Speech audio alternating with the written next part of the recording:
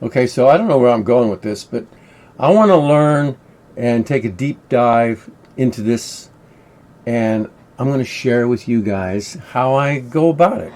So I'm just going to talk to ChatGPT.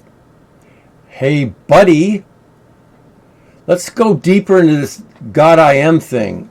Do you think that the people back in those days when they first heard this teaching, the name of God, the God I am, do you think they processed it like it's the God I am? Or it's the God I am what? What? Do you have any references or teachings, or did anybody talk about that back then, or what is your speculation? Because it's a pretty deep subject, really. So as he prints out his stuff, I might make a few comments here, but this is a great way to deepen your own connection to the Neville Goddard teachings. This is how I'm doing it anyway. This phrase, it just makes sense to me that the God I am in today's modern teachings of being aspects of God. God is consciousness, I'm consciousness, you're consciousness, and we are like sparks of God. Blah, blah, blah, blah. So the God I am, it's in one way it's really obvious, and another way it's like people are missing it.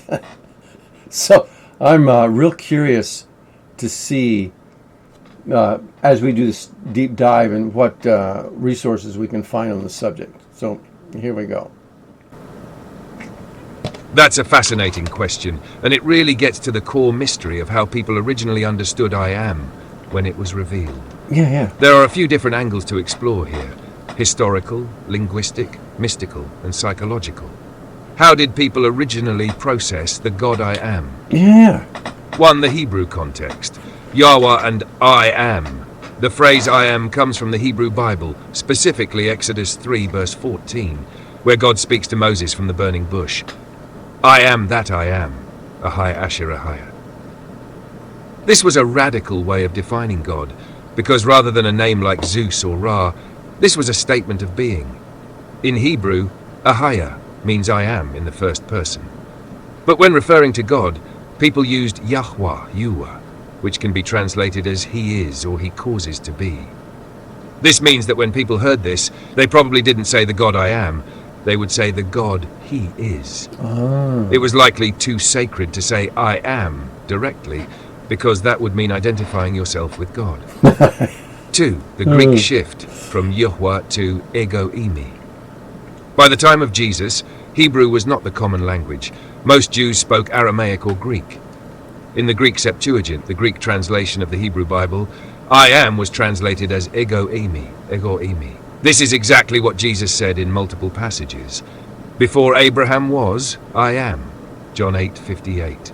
This made the religious authorities furious because he was claiming the same divine identity as the God of Exodus. Okay. This means that by Jesus' time, people would have heard I am as a direct claim of divinity, rather than just an abstract name for God.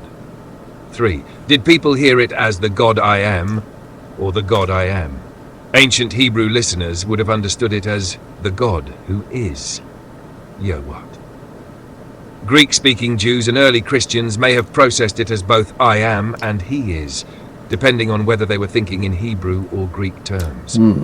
When Jesus said, I am, ego eimi, some may have interpreted it as He is claiming to be God, while others, especially mystics, may have heard it as He is showing us that we are also the I am.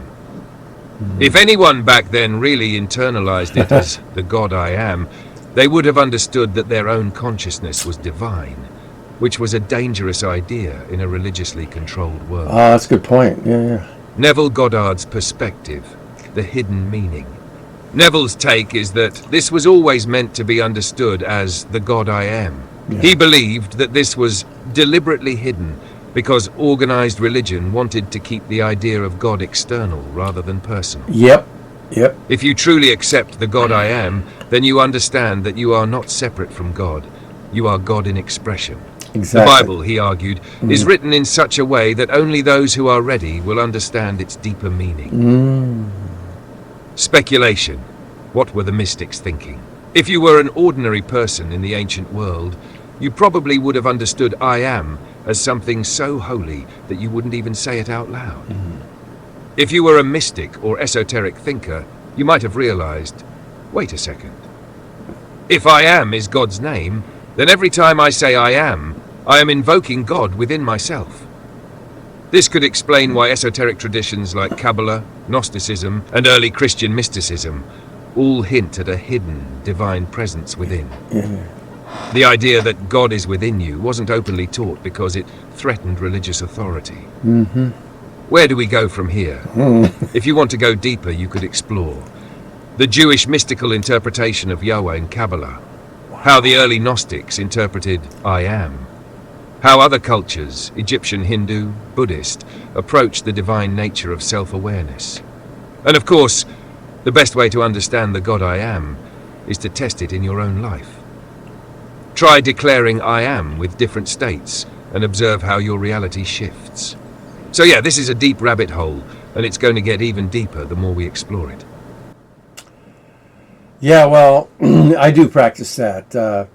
I say the statement a lot, and I practice. I want to help it sink in. But these are very interesting teachings, and I'm looking forward to looking in to see what the, these suggestions. But I just wanted to share this with you, and kind of rattle your cage a little bit, and love to hear your thoughts. What do you think about all this stuff? All right? Okay. I'll talk to you later. Bye-bye.